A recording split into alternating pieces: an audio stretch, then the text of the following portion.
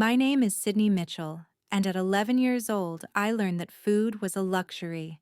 That July, my parents announced they were going to Europe for a month: Paris, Rome, Santorini. They placed two $10 bills and a credit card on the kitchen table, told me it was for emergencies, then dragged their suitcases out the door without looking back. I didn't know the card had never been activated. I also didn't know that 30 days later, when they returned and threw a party to show off their European vacation photos to 40 guests, the police would walk into our living room. But that's the ending. Let me tell you how it started. From the day they left, and the door closed behind me. The Mitchell family lived in a 2-story house in suburban Denver. The front lawn was perfectly trimmed. 2 cars sat in the garage, a white SUV for Mom, a black sedan for Dad. Everything was beautiful. Everything was in its place. My mother, Diane Mitchell, had 12,000 followers on Instagram. She posted family photos every week: Sunday dinners, weekend getaways, Christmas trees. "Blessed," she'd write. "So grateful for my little family." But if you looked closely, you'd notice something. I was rarely in those photos. My father, Greg Mitchell, worked long hours at an insurance company. He came home at 7, ate dinner, watched the news, went to bed. When Mom said something, he nodded. When Mom decided something, he agreed. He wasn't a bad person, he just wasn't present. I'd learned to take care of myself early, making my own breakfast since I was 8, walking to school alone, signing permission slips when Mom forgot. She called me the quiet one in front of guests. "Sydney doesn't need much attention," she'd say with a light laugh.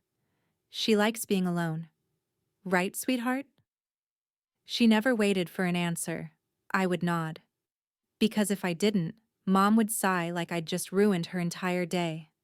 I was used to being invisible. I thought it was normal.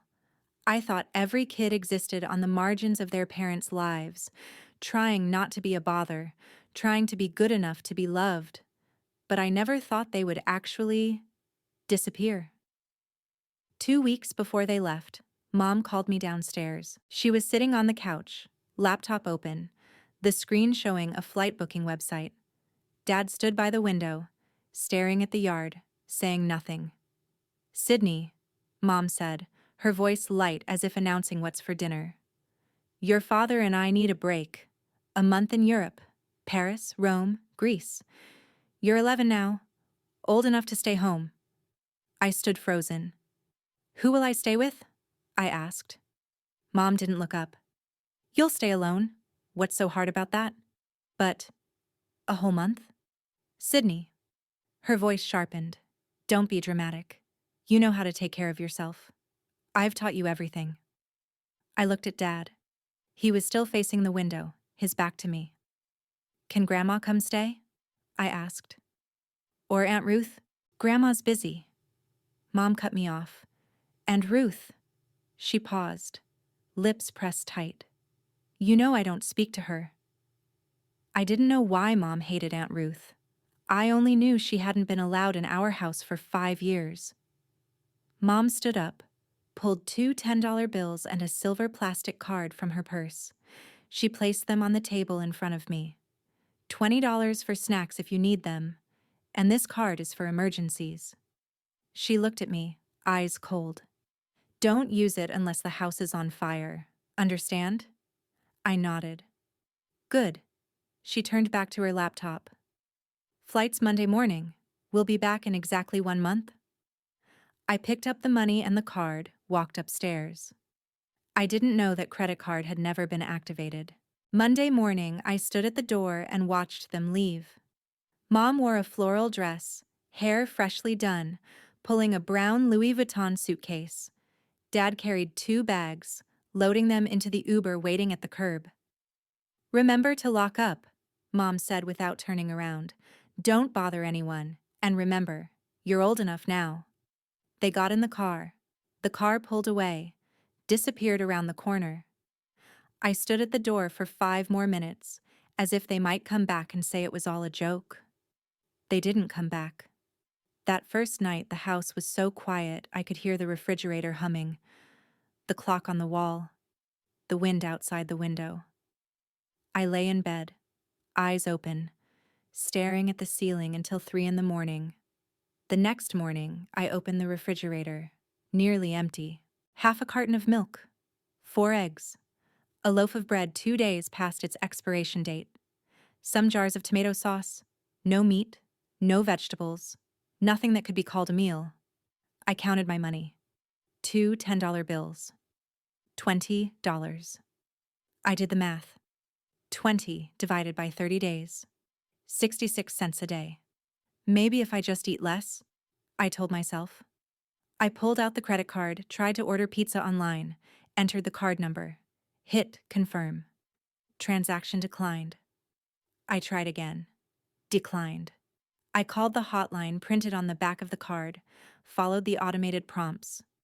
This card is not activated. Please contact your bank for assistance. I looked at the 2 $10 bills on the table. That was all I had. And my parents were in Paris. Day 3, I walked to the grocery store down the street. I stood in the aisle, calculating every cent. Ramen noodles, 79 cents a pack. White bread, $1.29. Peanut butter, $2.99.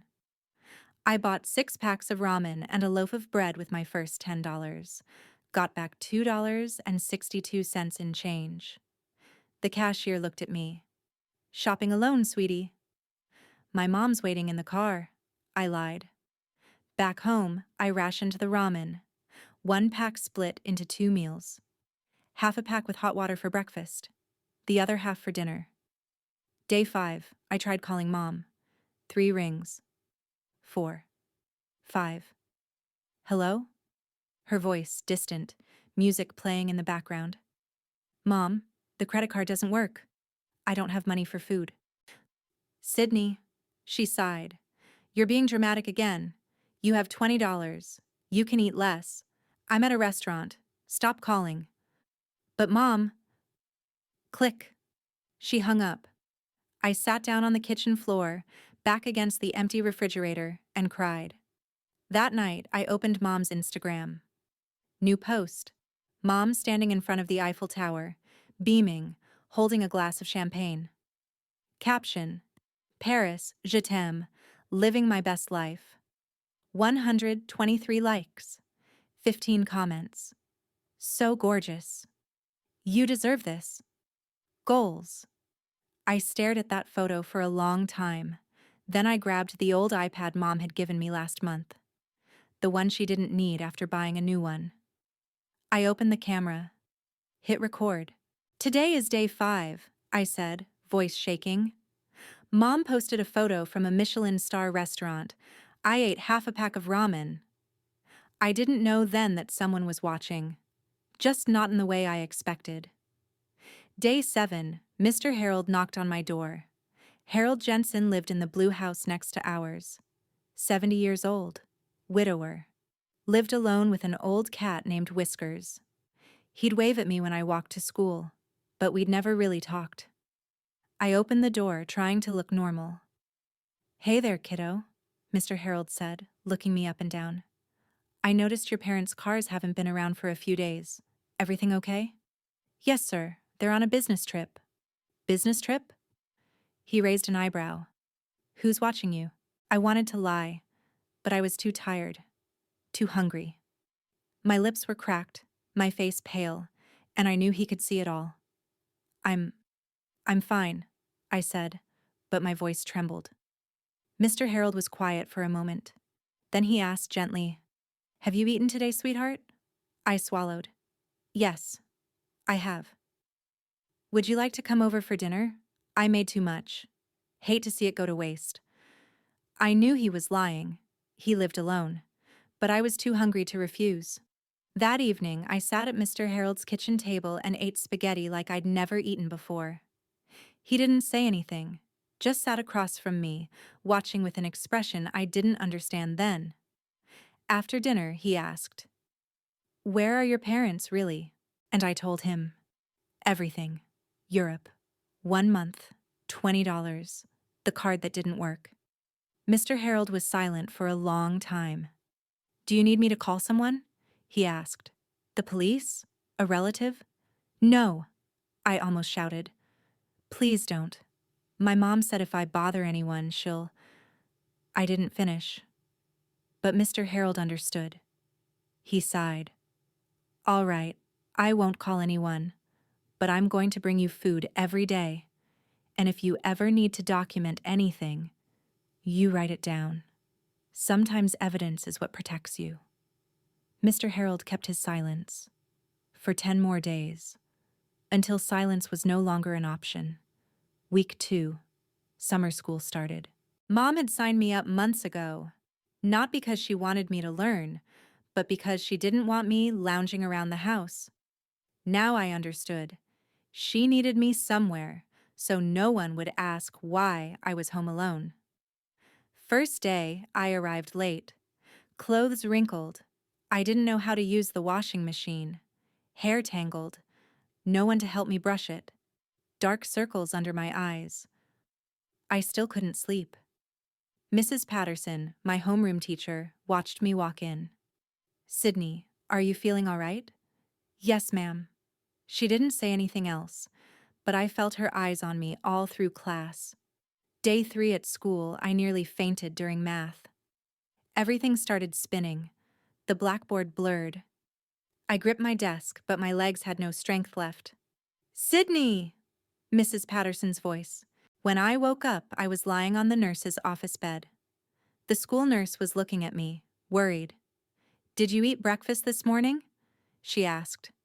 "Yes, I did. Half a pack of ramen. 6 hours ago." The nurse put me on a scale. Then she looked at the number, frowning. "You've lost 9 pounds in 2 weeks," she said. "Where are your parents?" Silence. "Sydney?" Her voice softened. "Who's taking care of you?" I looked down at my hands, thin, pale. No one. The nurse and Mrs. Patterson exchanged a look. Mrs. Patterson sat down beside me, her voice gentle but serious. "You don't have to say anything right now. But I need you to know, I'm not going to pretend I don't see what I see." I didn't cry. I'd forgotten how. But for the first time in 2 weeks, I felt like someone actually saw me. That night, Mom called. I was sitting in the kitchen, eating the rice Mr. Harold had brought over when my phone buzzed. International number. "Hello?" "Sydney." Mom's voice cut like a blade. "I heard the school called. What did you tell them?" "I didn't—" "Shut up." She cut me off. "I'm in Santorini, having dinner with your father, and I have to take a call from the school saying you have health concerns. Do you know how embarrassed I am?" I swallowed the rice. It stuck in my throat. "Mom, I'm hungry." "You're being dramatic again." She was shouting now. "You have $20. You have food in the refrigerator. You have everything. And you still find ways to bother me? The credit card doesn't work." "Then don't use it, I told you. Emergencies only, house on fire only." I went silent. "Sydney, listen to me." Her voice dropped, colder now. "If you tell anyone anything, the school, the neighbors, anyone, I will send you to boarding school when I get back. You won't live at home anymore. You won't see anyone you know. Understand?" Silence. "Sydney, understand?" "Yes." "Good." I heard Dad say something in the background, but he didn't take the phone. Didn't ask if I was okay. "Don't call again. I'm trying to relax." Click. I set the phone down. My hands were shaking. I opened Mom's Instagram. New photo. Mom and Dad in front of a Santorini sunset, smiling radiantly. Caption: "Sunset dinner with my love." I grabbed the iPad, hit record. "Mom just called," I said, my voice no longer shaking, just hollow. "She threatened to send me to boarding school if I tell anyone. She said I'm being dramatic." I paused, looking straight into the camera. "I'm not being dramatic. I'm starving. And she doesn't care." That night, I decided, if no one would believe me, I would have evidence that would make them believe. From day 18, I recorded videos systematically. Every morning, I woke up, grabbed the iPad, and started filming. Day 18. I opened the refrigerator, pointing the camera inside. 2 eggs left, half a loaf of bread. Ran out of milk yesterday. I filmed the bathroom scale. 84 pounds, down another pound from last week. I screenshot Mom's emails. Stop bothering me, I'm on vacation. And read them aloud on camera. I kept a written journal too, each page clearly marked. Date, meals, how I felt. Day 19. Ate 1 egg and half a pack of ramen. Mom posted a photo eating oysters in Monaco. Comment, living the dream. I'm living a nightmare. Day 20. Stomach hurt all day. No food left. Mr. Harold brought a sandwich. Don't know how to thank him. Day 21. School emailed Mom. She didn't respond. Mr. Harold watched me getting weaker each day. You have to let me help, he said one evening, voice worried. I can't just stay quiet forever. You promised. I know. He sighed. But you're not okay. I'm going to call the school. I won't give details. I'll just tell them someone needs to check on you. I wanted to argue, but I was too tired. Okay, I said. But don't tell them your name. The next morning, Mrs. Patterson received an anonymous call. A concerned neighbor. A student named Sydney Mitchell needed checking on. She looked at the notes she'd been keeping. Dates. Symptoms. What I'd said. Everything she'd observed over the past 2 weeks. She knew she was a mandatory reporter. And she knew she couldn't stay silent any longer. Day 20, I received an email from the school. We need to speak with your parents. If we cannot reach them within 48 hours, we will be required to notify the authorities. The principal called Mom on the international emergency number. I wasn't there for that call. But later, Karen, the woman who would change everything, told me what happened. Mrs. Mitchell? This is Principal Davis from Westbrook Academy. What is it? Mom's voice was sweet, concerned mother mode activated.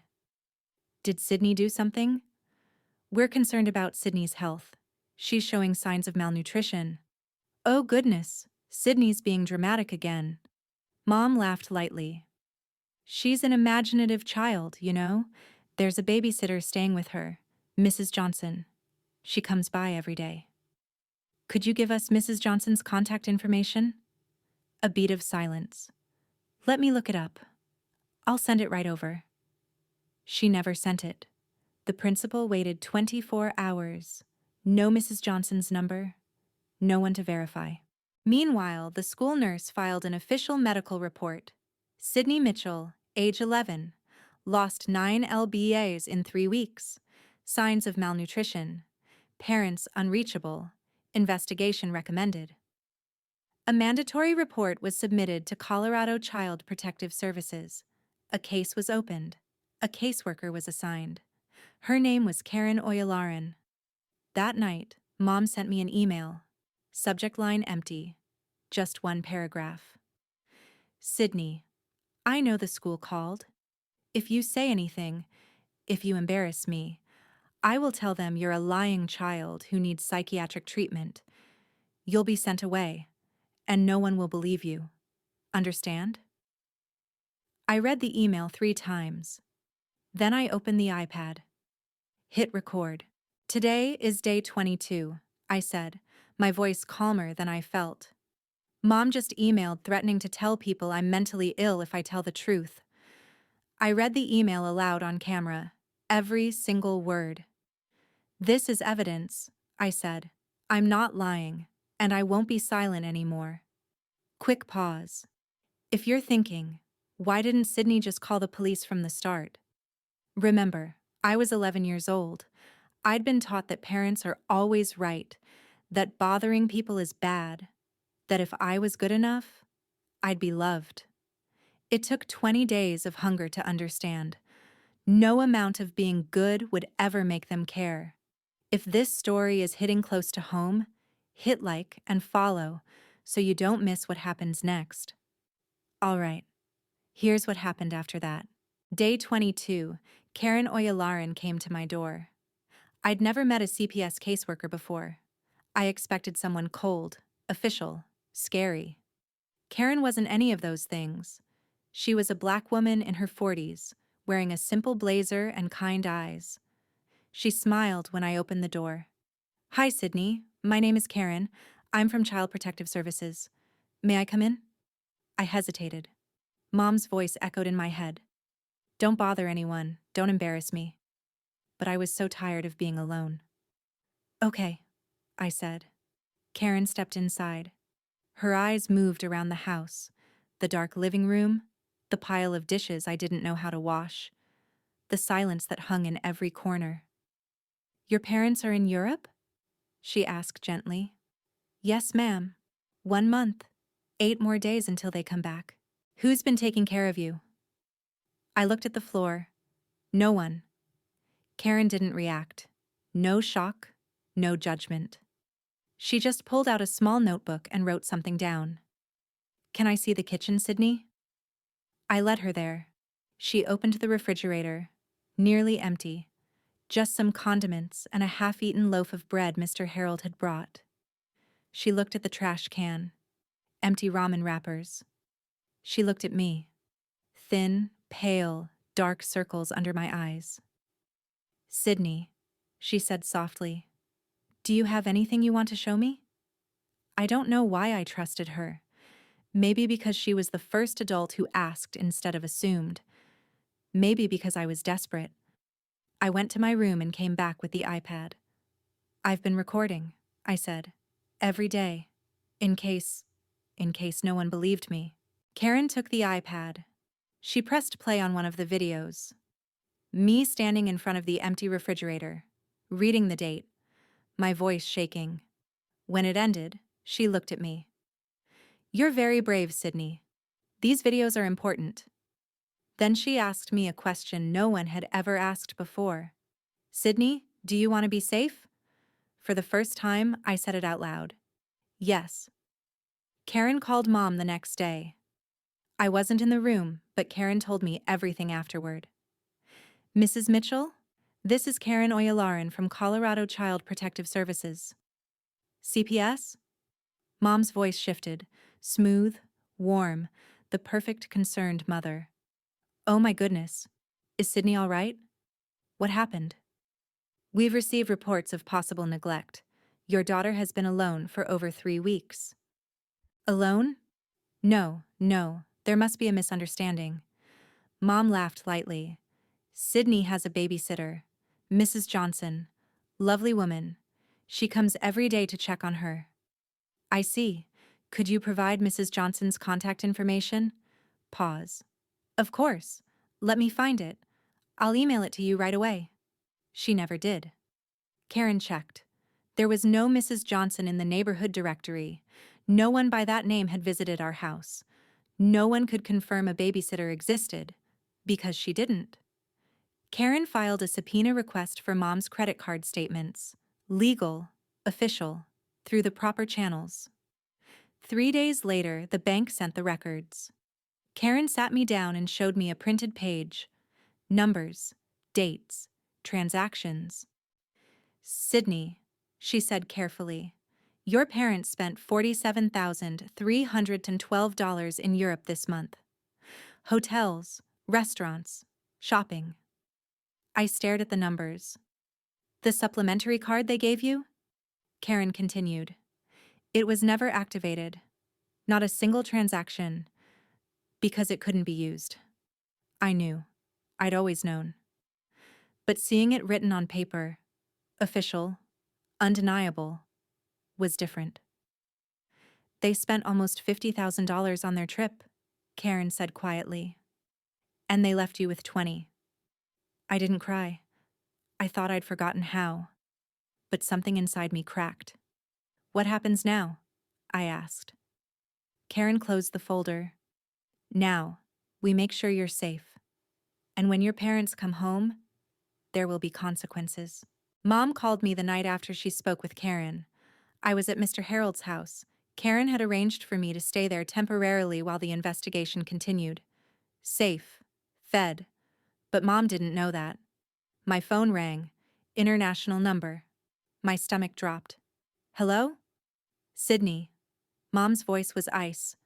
What did you tell them? Mom, do you understand what you've done? She wasn't yelling anymore. That was worse. You're destroying this family. Everything I've built. Our reputation. Our life. For what? Because you couldn't handle being alone for a few weeks? I was starving, Mom. You were fine. Now she was shouting. I gave you money. I gave you a card. I gave you everything, and this is how you repay me? By calling the government on your own mother?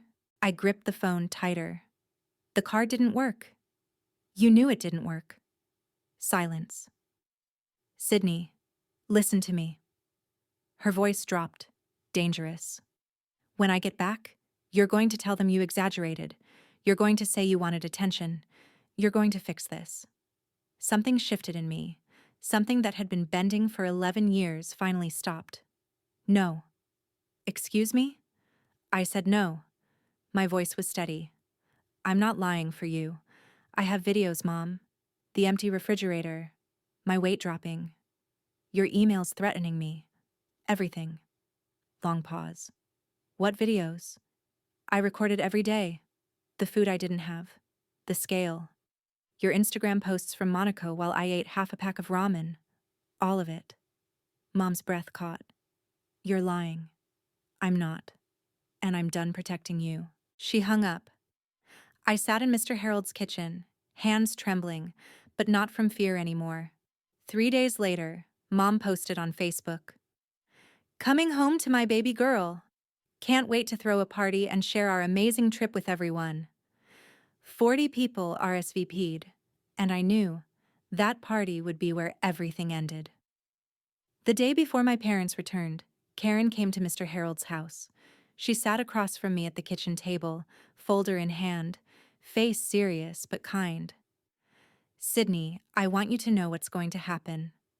I nodded, gripping my glass of water. We have enough evidence. The videos you recorded, the medical reports from school, the credit card statements, your mother's emails. She paused. When your parents return, there will be legal action. Legal action? They'll be charged with child endangerment. It's a felony in Colorado. Karen's voice was gentle but firm. The police will be involved. I swallowed. Will they go to jail? That depends on a lot of things. But at minimum, they'll be arrested and processed. And Sydney, you won't be going back to live with them. Not right now. I should have felt something. Relief, fear, anger. Instead, I just felt empty. When? I asked. Tomorrow? When they're home? Karen hesitated. Sydney, your mother is planning a party. A welcome home party, 40 guests. I knew. I'd seen the Facebook post. We've decided to execute the warrant at the party, Karen continued. Not to humiliate them, but because we know they'll be home, there will be witnesses for safety, and... She looked at me carefully. Sometimes, the truth needs to be seen. That night, I couldn't sleep. Mom was at the airport right now, probably complaining about the long flight, probably already planning her outfit for the party, probably thinking about the Instagram caption she'd write. She had no idea what was waiting for her. I looked out Mr. Harold's window at the street. Quiet. Dark. 2 police cars would be parked around the corner tomorrow. The day my parents came back, the Denver sky was perfectly clear. 40 guests were on their way, and so was the truth. The welcome home party started at 5 o'clock. From Mr. Harold's living room window, I watched cars pull up to my house, one after another. Neighbors, Mom's coworkers, friends from her book club, people who had liked her Instagram posts, people who believed in the perfect family. Through our front window, I could see the decorations, balloons, a banner that said, "Welcome home," a slideshow playing on the TV, photos from Europe probably. Mom stood in the living room, wearing a new dress she'd bought in Milan. Hair freshly done, smile radiant, working the room like she was born for it. "Diane, you look amazing. Tell us everything about the trip. We missed you so much." I watched her hug guests, laugh, gesture toward the slideshow, the Eiffel Tower, the Colosseum, Santorini sunsets, every photo a performance, every smile a lie. One guest asked something. I couldn't hear the words, but I could read Mom's lips. "Sydney? Oh, she's tired. Resting in her room. You know how kids are at this age." She didn't know I wasn't in my room. She didn't know I wasn't even in the house. I watched the slideshow change. Mom and Dad toasting champagne in Monaco. Mom shopping in Milan. Dad on a yacht somewhere blue and beautiful. Not a single photo of me. Mr. Harold sat beside me. "You okay, kiddo?" "I don't know," I said honestly. Then I saw it. A dark sedan pulled up at the corner. Unmarked. Karen stepped out of the passenger side. Two uniformed officers got out of a second car behind her. Mr. Harold put a hand on my shoulder. On the TV inside my house, the slideshow ended. Mom raised her champagne glass, ready to make a toast. The doorbell rang. Mom opened the door with a smile already on her face, probably expecting another guest. The smile froze. Karen Oyalaran stood on the porch in her blazer holding a folder. Behind her, two police officers in full uniform, a woman named Officer Nguyen and a man named Officer Brooks. "Mrs. Mitchell." Karen's voice was calm, professional. "I'm Karen Oyalaran from Child Protective Services. These are Officers Nguyen and Brooks. We need to speak with you." Mom's face went through 3 expressions in 2 seconds. Confusion, recognition, fury. She settled on a tight smile. "I'm sorry, now isn't a good time. I'm hosting—" "Ma'am, this concerns the safety of your daughter." Behind Mom, the room had gone quiet. 40 pairs of eyes turned toward the door. The slideshow of Europe still played on the TV. Photos of the Colosseum cycling silently in the background. Mom tried to step outside, to close the door behind her. "Perhaps we can discuss this privately." Officer Nguyen spoke. "Mrs. Mitchell, we have a warrant. You and your husband are being charged with child endangerment under Colorado Revised Statute 186401. The words hung in the air. Someone in the crowd gasped. Whispers started. The champagne glasses stopped clinking. "That's ridiculous." Mom's voice was strained, but she was still performing, still smiling. "There's been a misunderstanding. Sydney is fine. She's upstairs right now." "Ma'am." Karen stepped forward. "Sydney is not upstairs. She's been in protective custody for the past 4 days." Mom's smile cracked. "What?" "Your daughter was found malnourished and alone. She documented everything." Karen held up the folder. "We have video evidence, medical records, and financial statements obtained through legal subpoena." The room was dead silent now. 40 guests stood frozen with champagne glasses in their hands, watching Diane Mitchell, the woman who had just shown them her Santorini sunset photos, being read her rights. Mom spun toward her guests, desperation cracking through her composure. "This is a misunderstanding." Her laugh was too high, too sharp. "Sydney is...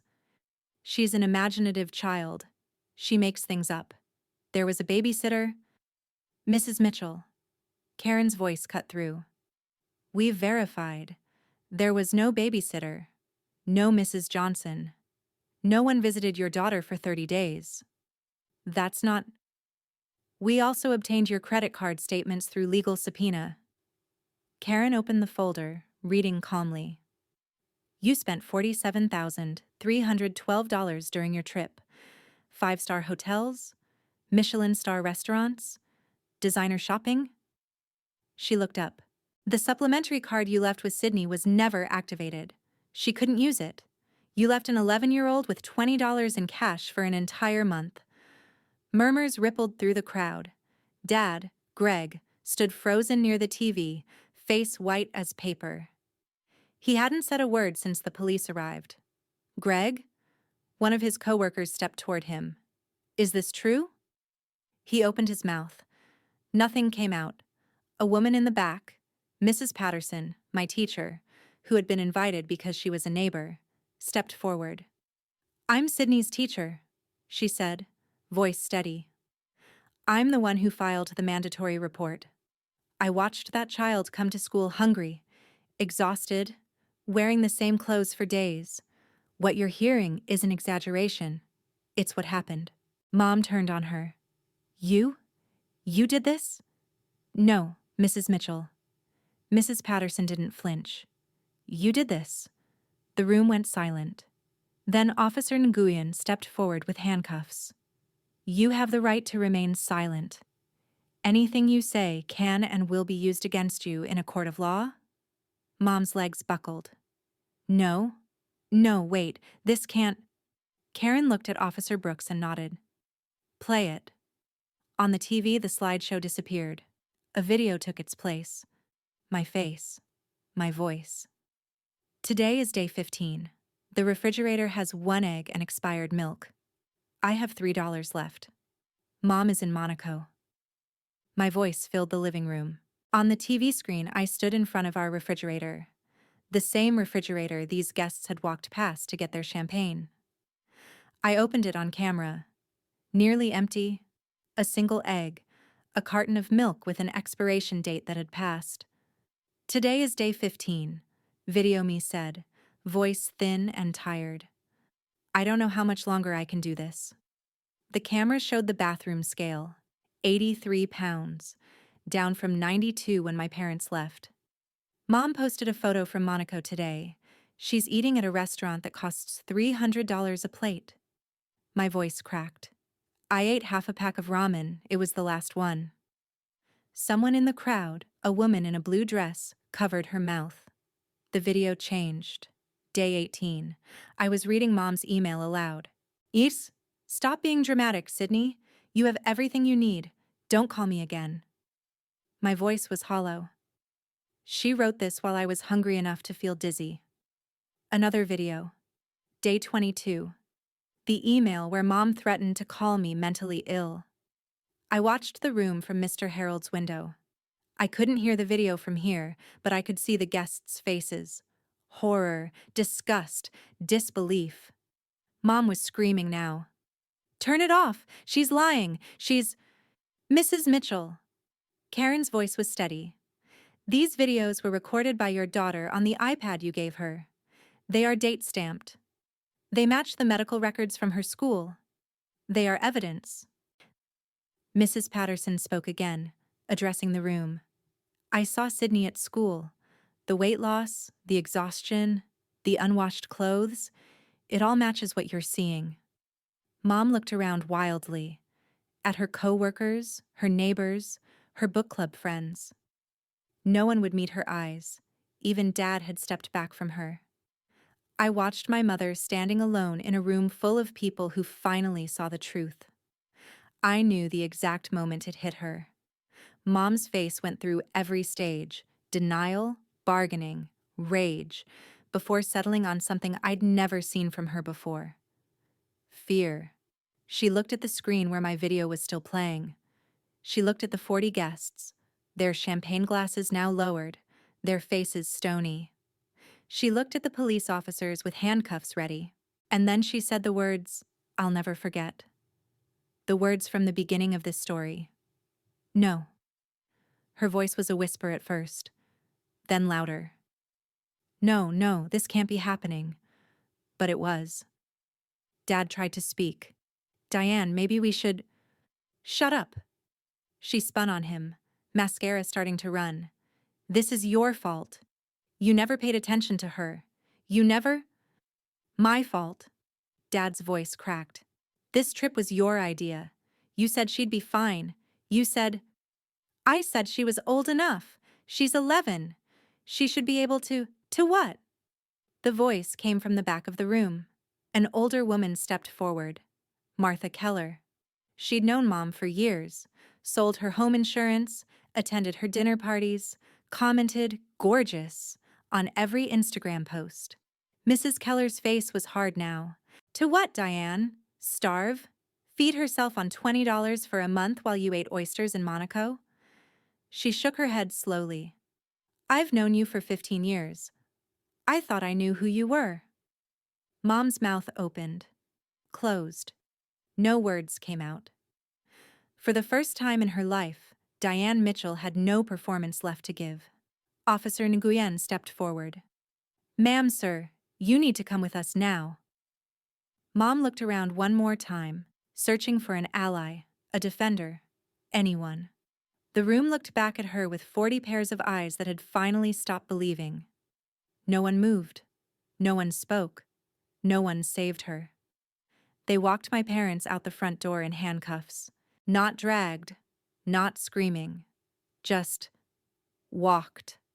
Mom's face was blank, like she'd left her body somewhere between the living room and the porch.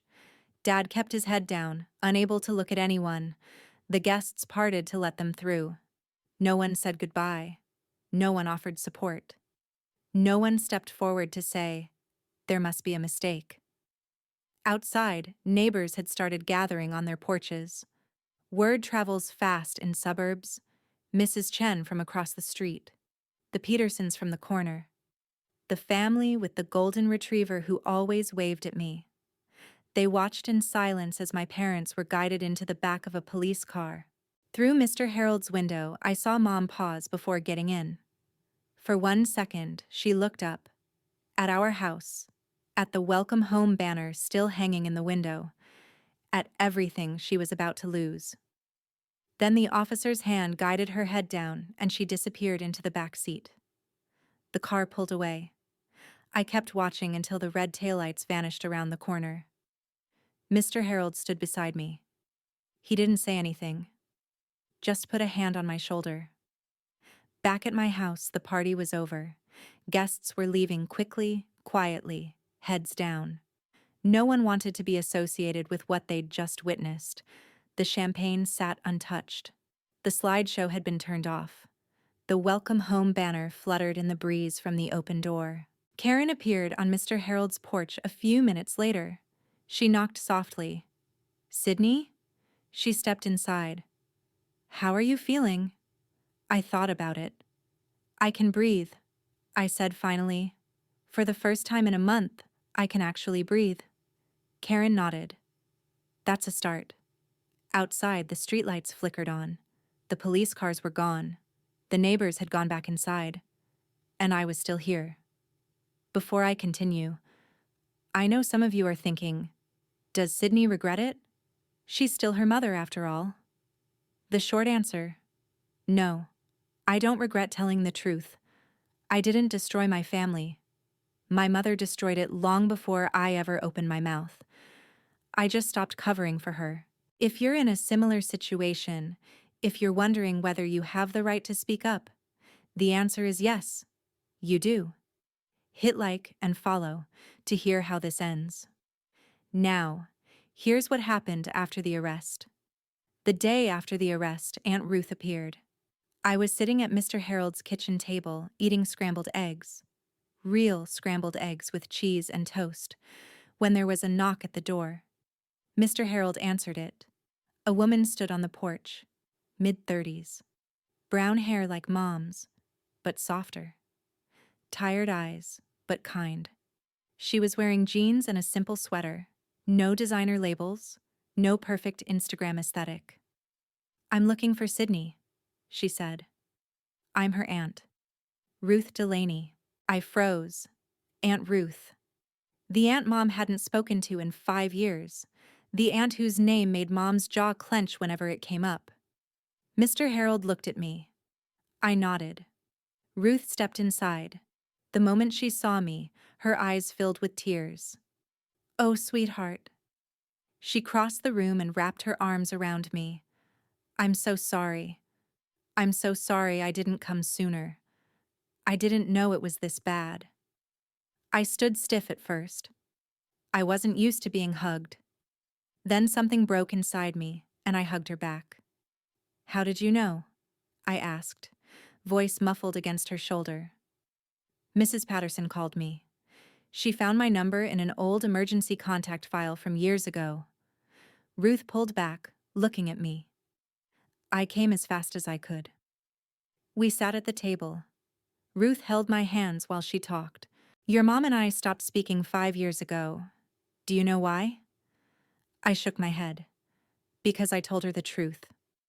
Ruth's voice was sad but steady.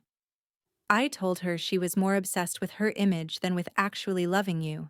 She didn't want to hear it, so she cut me off. She squeezed my hands. Sydney, what happened to you is not your fault. Your mother was wrong, and now you have me. I looked at this woman, this stranger who shared my blood but had been erased from my life. You barely know me, I whispered. Then let's change that. She smiled. I've already filed for temporary guardianship. CPS approved it this morning. For the first time in weeks, I felt something that wasn't hunger or fear or exhaustion. I felt hope. The legal system moved fast. Mom and Dad were charged with child endangerment, a Class 3 felony in Colorado. They posted bail, but the conditions were strict. No contact with me. Not a phone call. Not a text. Not even through a lawyer without CPS approval. The evidence was overwhelming. My video diary, 22 recordings, date-stamped, showing the empty refrigerator, the bathroom scale, my gaunt face reading Mom's threatening emails aloud. The school's medical report, 9 pounds lost in 3 weeks. Signs of malnutrition documented by a licensed nurse. The credit card statements, $47,312 spent in Europe, 5-star hotels, Michelin restaurants, designer shopping in Milan. Meanwhile, the supplementary card they'd given me showed 0 transactions, because it had never been activated. Mom's own emails. Stop being dramatic. Don't call me again. I'll tell them you're mentally ill. Their lawyer tried to spin it. A misunderstanding. An oversight. The parents believed arrangements had been made. But you can't argue with timestamps. You can't negotiate with bank records. You can't explain away a child who lost 9 pounds while her mother ate oysters in Monaco. The news spread through Denver like wildfire. Couple spends $47K on European vacation, leaves 11-year-old with $20. Mom's real estate company let her go within a week. We can't have this kind of publicity, they said. Dad was put on administrative review at his firm. Their names were in the papers, on local news, shared in Facebook groups. The Instagram account, the one with 12,000 followers, the one full of blessed and grateful, was deleted. But screenshots had already spread everywhere. A week after the arrest, Mom called me through her lawyer's number. Sydney. Her voice was strange, smaller. If you take back what you said, if you tell them you exaggerated, we can fix this. I promise I'll change.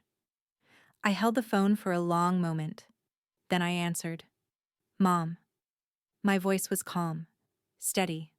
Nothing like the scared 11-year-old who had begged for food 3 weeks ago. I have 22 videos. I have your emails. I have the credit card statements that CPS subpoenaed from the bank. I have the school nurse, my teacher, my neighbor, and a caseworker who all saw what you did. Silence on the other end. You had a month to change, I continued. Every time I called, you told me I was being dramatic. You threatened to send me away. You spent $47,000 on yourself while I ate half a pack of ramen a day. Sydney, I'm not finished. The words came from somewhere deep, somewhere that had been silent for 11 years. You didn't forget to activate that card. You didn't forget to arrange someone to watch me. You just didn't care. I wasn't part of the vacation. I wasn't part of the Instagram photos. I wasn't part of anything. Because to you, I was never really part of this family. I heard her breath catch. I don't hate you, Mom. And I meant it. Hate would require energy I didn't have. But I won't lie for you. And I won't talk to you again until I'm 18 and I can decide for myself. Sydney, please. Goodbye, Mom. I hung up. My hands were shaking, but not from fear, from something else. Something that felt like freedom. Ruth was standing in the doorway. She'd heard everything. Are you okay? She asked softly. I thought about it. I think so. I looked at the phone in my hand. I think I just said everything I needed to say. Ruth crossed the room and hugged me. I'm proud of you, she whispered. That was the hardest thing, and you did it. I didn't cry, but I held on tight. That was the last time I heard my mother's voice for 7 years. 6 months later, we went to court. I wasn't there. Ruth and Karen agreed it would be better for me to stay home, to hear the result afterward rather than watch my parents stand before a judge. But Karen told me everything. Mom and Dad took a plea deal to avoid a trial. Their lawyer had advised them. The evidence was too strong, the public sentiment too damning. A trial would only make it worse. The sentence, 2 years probation, 200 hours of community service, and a permanent mark on their records. Child endangerment, a felony conviction that would follow them forever. But that wasn't the real punishment. The judge revoked their parental rights, permanently. Parents have a sacred duty to protect their children, the judge said, according to Karen. You chose a luxury vacation over your daughter's safety. You left an 11-year-old alone for 30 days with $20 and a credit card you knew didn't work. This court cannot, in good conscience, return this child to your care. Ruth's guardianship became permanent that same day. I was officially hers. Mom cried in the courtroom. Not quiet tears, heaving sobs that echoed off the walls. But Karen said it didn't feel like remorse. It felt like grief for her reputation, her image, the life she'd built on Instagram likes and dinner party compliments. Dad said nothing. He'd barely spoken since the arrest. Just a hollow man in a suit, watching everything collapse. After the hearing, Karen came to Ruth's apartment with paperwork. It's done, she said. You're safe now, Sydney. Legally, permanently safe. She handed me an envelope. Your mother wrote you a letter. She asked the judge to pass it along. Karen paused. You don't have to read it. Not now. Not ever, if you don't want to. I took the envelope. It was heavy in my hands. I'll decide later, I said.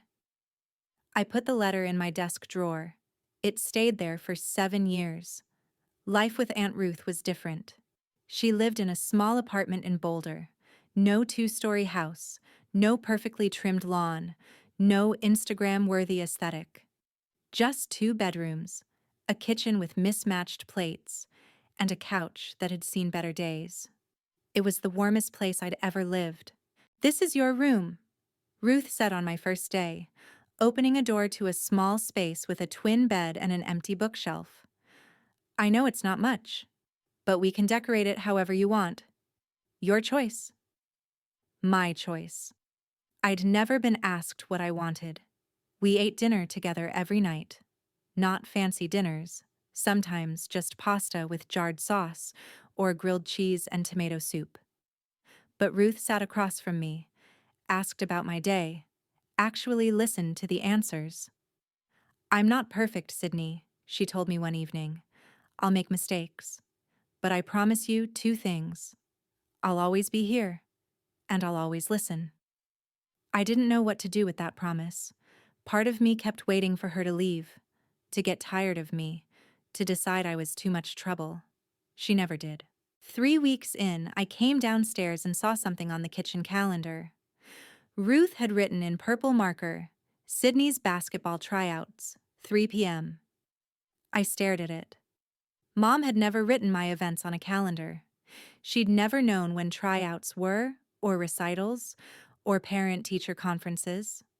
Half the time, she forgot to pick me up. You remembered, I said. Ruth looked up from her coffee. Of course I did. I want to be there, if that's okay with you. Something cracked open in my chest. Yeah, I whispered. That's okay. She smiled, and for the first time, I let myself believe that this was real, that she wasn't going to disappear. It took a year to trust that Ruth would stay. It took 2 years to stop checking the refrigerator every morning, just to make sure there was food. But slowly, I started to heal. 6 months after the sentencing, I learned about the money. Ruth sat me down one Saturday morning, a folder of documents on the table between us.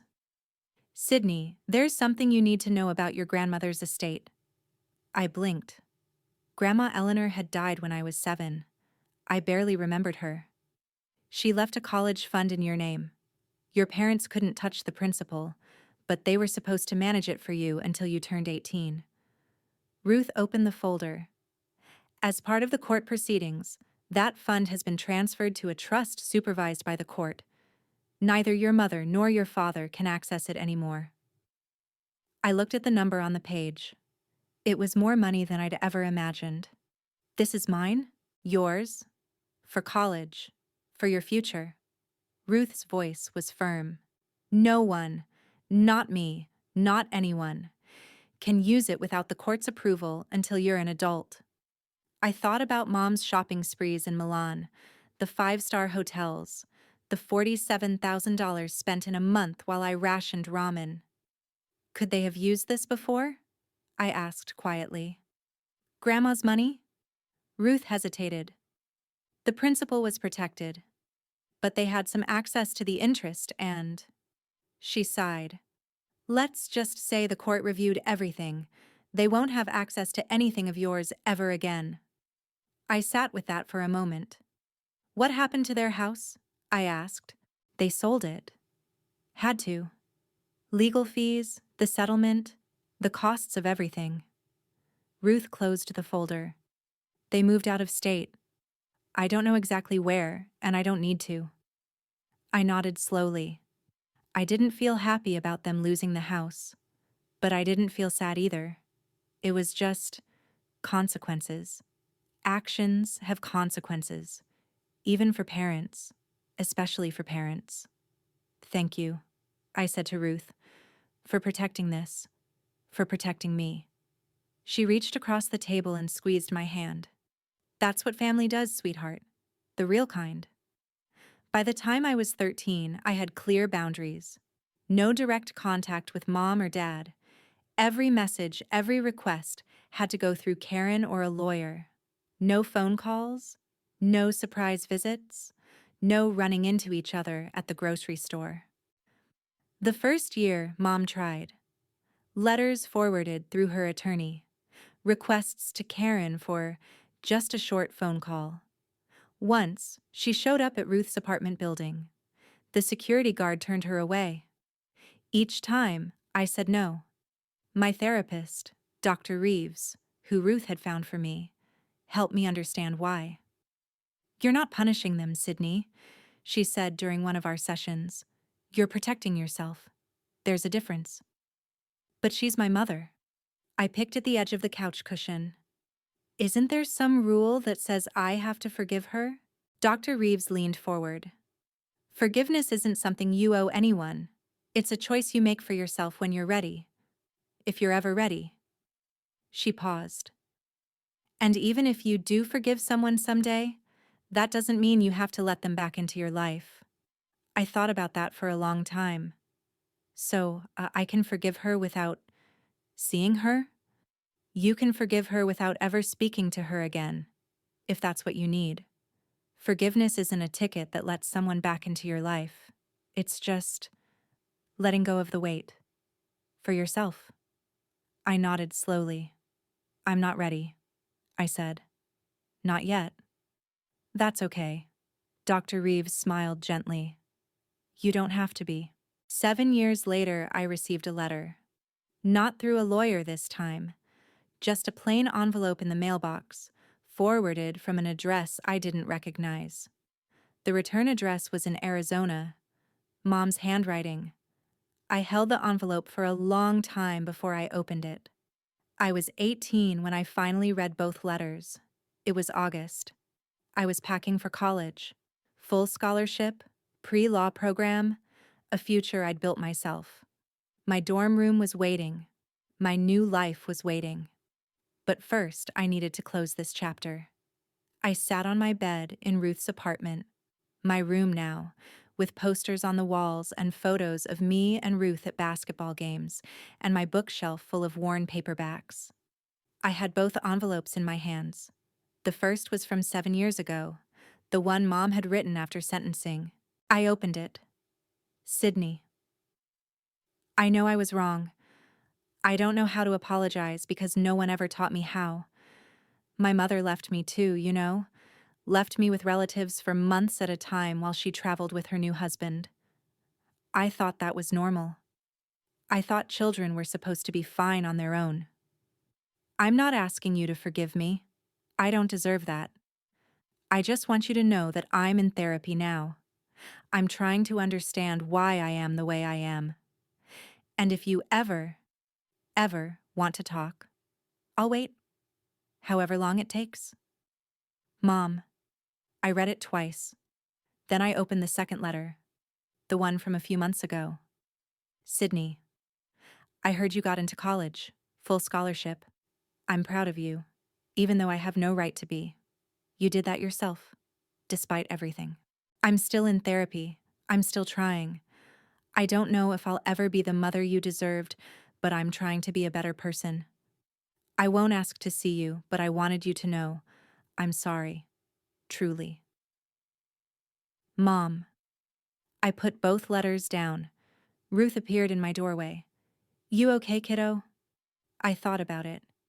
I don't know if I believe her, I said honestly. I don't know if she really changed. You don't have to decide right now. I know. I folded the letters, put them back in their envelopes. But I think I might be okay not knowing. At least for now. Ruth nodded. That's more than enough. I didn't write back. Maybe someday I would. Maybe not. But for the first time, it felt like my choice. And only my choice. The day I left for college, I stood on the campus quad and looked back at everything. Not physically. Ruth had already driven home, waving from her car with tears in her eyes and a proud smile on her face.